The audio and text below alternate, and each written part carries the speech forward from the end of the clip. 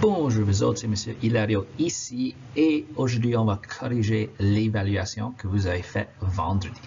Donc pour la première question, vous voulez mettre les 4 étapes afin de résoudre une question de croisement génétique dans le bon ordre. Donc ici, on doit toujours commencer avec déterminer les génotypes de nos parents.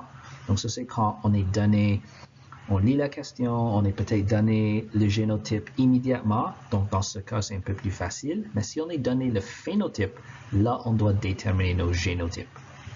Ensuite, étape 2, c'est de déterminer les gamètes possibles pour les parents. Il y avait quelques difficultés, je trouve, lorsque je vous demandais de faire cette étape seule et pas dans une question de croisement. Cependant, dans les questions de croisement, vous avez démontré que vous comprenez cette étape. So, juste pour vérifier, mettons que le génotype de parents est grand A, petit a. Ça, c'est leur génotype, ça, c'est leur code génétique. Si on veut trouver les gamètes ici, il faut rassurer que vous savez qu'une gamète contient la moitié du code génétique. Autrement dit, si ça, c'est le génome, lorsqu'on cherche les gamètes, ici, dans le génotype, on a 2 allèles, grand A et petit a. Donc, si une gamète a moitié, 50% du code génétique, mais c'est quoi la moitié de 2 allèles? Moitié de 2, c'est 1, qui fait en sorte que lorsqu'on fait les gamètes, on doit séparer ces allèles dans toutes leurs possibilités. Donc, si on a encore 2 allèles dans le génotype, on doit avoir seulement une allèle dans chacune des gamètes possibles. Donc, nos gamètes possibles vont être grand A ou petit a.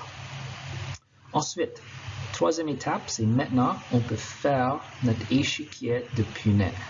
Ça, c'est où on fait notre tableau où on va ajouter nos gamètes en haut, nos gamètes possibles, et nos gamètes possibles de l'autre côté, puis on fait nos croisements.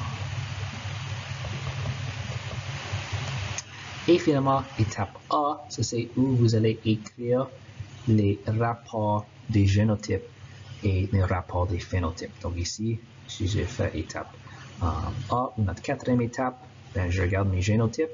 J'ai grand A, j'ai grand A, petit a, puis j'ai petit a. Justement, un petit a, 2 grands A, petit a, et un grand A. Cependant, ça c'est mon rapport génotypique. Et ensuite, mon rapport phénotypique va être 3, peut-être ce sont le code, le trait dominant, parce que c'est grand A et grand A, petit a. On va avoir 3 de cette version, et une version du trait récessif. Si je fais un exemple, j'utilise dominant et récessif. Dans le vrai cas, dans le vrai rapport phénotypique, vous allez littéralement écrire qu'est-ce que c'est le trait dominant. Est-ce que c'est les yeux bruns? Et ensuite, pour le trait récessif, c'est les yeux bleus. J'espère que cela vous aide et on va regarder la prochaine question. Donc, pour la deuxième question de votre évaluation, vous voulez trouver la différence entre les phénotypes et les génotypes. Donc ici, simplement, le génotype, c'est le code et le phénotype, c'est le trait physique ou le trait observable, ce qu'on peut voir. Et ensuite, on continue avec la prochaine question. Alright, question C, la troisième question ici, c'est faites un croisement entre 2 plantes géantes hétérozygotes. Puis ensuite, donnez le rapport génotypique-phénotypique. Comme toujours, notre première étape, c'est déterminer les génotypes de nos parents. Nos 2 parents sont des plantes géantes et hétérozygotes. On sait qu'on va utiliser grand G parce que G, c'est notre trait dominant, parce que je sais que c'est hétérozygote. Donc, si les parents sont hétérozygotes, je sais qu'ils ont 2 allèles différents. Donc, ça doit être grand G, petit g, croisé avec grand G, petit g. Étape 2, je dois trouver les gamètes possibles. Donc, j'ai 2 allèles encore. Mes gamètes possibles vont être grand G, grand G ou petit g. Et ensuite, pour papa ici, il peut donner grand G ou petit g encore. Troisième étape, maintenant on peut faire notre échiquier de punais. So, j'ai grand G ici, petit G là, grand G là, un de mes gamets et l'autre gamet est là. Je complète ça, grand G, grand G, grand G, petit G, grand G, petit G, petit G, petit G. Et finalement, pour notre quatrième étape, j'ai mon rapport génotypique et mon rapport phénotypique. Donc pour mon génotype, j'ai grand G, grand G, grand G, grand G, j'ai grand G, petit G, et j'ai finalement petit G, petit G. J'ai une petit G, deux grand G, petit G et seulement une grand G, grand G. Finalement, pour mon rapport phénotypique, si je regarde ici, mes grand G et mon grand G, petit G vont me donner des plantes géantes. Donc, j'ai 3 plantes géantes, 1 plus 2, et j'ai une plante qui est naine, plus petite. Awesome. Et on continue la prochaine question. Alright, continuons avec la prochaine question. Il y avait un peu de difficulté avec cette question, donc je vais expliquer ça pour vous. Donc ici, qu'est-ce que vous devez faire? Vous voulez trouver les gamètes possibles, toutes les gamètes possibles pour ces individus. Donc encore, gamètes sont des cellules sexuelles. Cellules sexuelles. Autrement dit, nous vont avoir 50% ou la moitié du code génétique de leurs parents, des parents. Donc ici, si on regarde les parents, j'ai grand U, petit U, ben j'ai 2 allèles dans le code génétique. Donc combien d'allèles est-ce que je devrais avoir pour les gamètes? Je devrais avoir moitié du 2 qui est 1. Donc mes options sont grand U ou petit U. Donc quand j'écris ça, je mets grand U une option. Cette personne peut donner le grand U ou peut donner le petit U. Ici, encore, j'ai 2 allèles. Donc, combien d'allèles est-ce que je devrais avoir pour mes gamètes? Moitié de ça, je devrais avoir seulement une allèle qui je peux donner à la prochaine génération. Ici, j'ai seulement grand O et j'ai seulement grand O. So, j'ai pas trop d'options.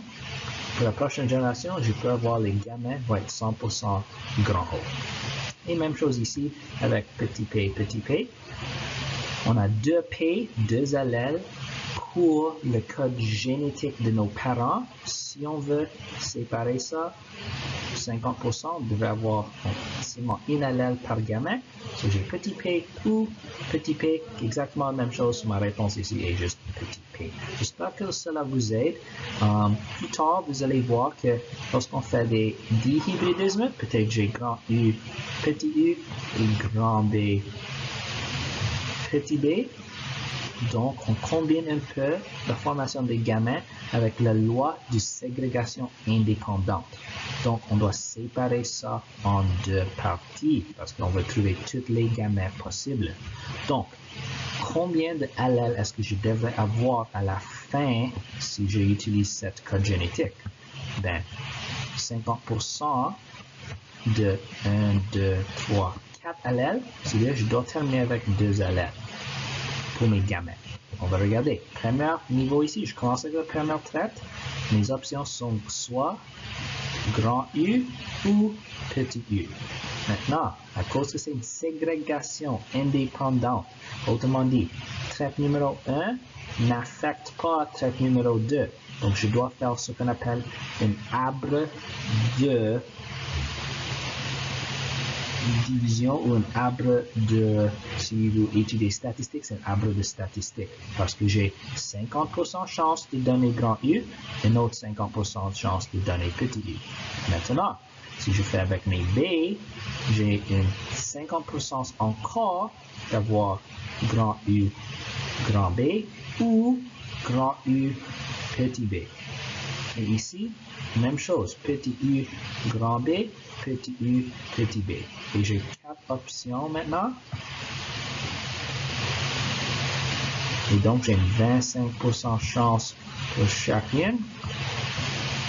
Et comment est-ce que je vais écrire ça à la fin? Parce que n'oublie pas, je dois avoir 2 allèles pour mes gamins. Et je vais soit écrire grand U, grand B, ça c'est une option, ou grand U, petit b, ça c'est une autre option, ou petit u grand B, ça c'est une autre option, ou petit u petit b. Et ça c'est mes 4 options. On va pratiquer ça plus tard, mais quelque chose que j'aimerais expliquer maintenant pour que quand je le réexplique, ceci a plus de sens. Et ensuite, notre dernière question dans l'évaluation, c'est effectuer le croisement suivant. Grand G, petit g, croisé avec petit g. Donc j'ai déjà l'étape 1, j'ai déjà mes génotypes. Ensuite, je dois trouver mes gamins possibles. Donc, maman peut donner grand G ou petit g, puis papa, lui, il peut seulement donner petit g. Donc je dessine mon croisement. J'ai grand G, petit g, et ensuite j'ai juste petit g. Grand G, petit g, petit g, petit g. J'écris mon rapport génotypique et mon rapport phénotypique. Quels sont mes génotypes possibles? Grand G, petit g. De cela est une petit g, petit g. Donc c'est 50% chance pour chacune. Maintenant, pour mon rapport phénotypique, essentiellement c'est la même chose. Grand G, tu peux dire que c'est géant avec une qui est petite. Si vous avez écrit que vous n'avez pas assez d'infos pour répondre à cela, tout ce que je cherchais, c'est que vous avez au moins votre rapport génotypique.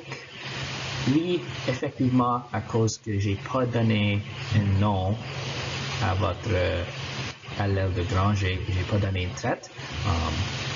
J'ai accepté ça aussi, mais cependant, je suis sûr que le premier lettre de ton trait dominant, si vous avez choisi une, ça n'a pas besoin d'être géant, ça peut être grand ou quelque chose, ou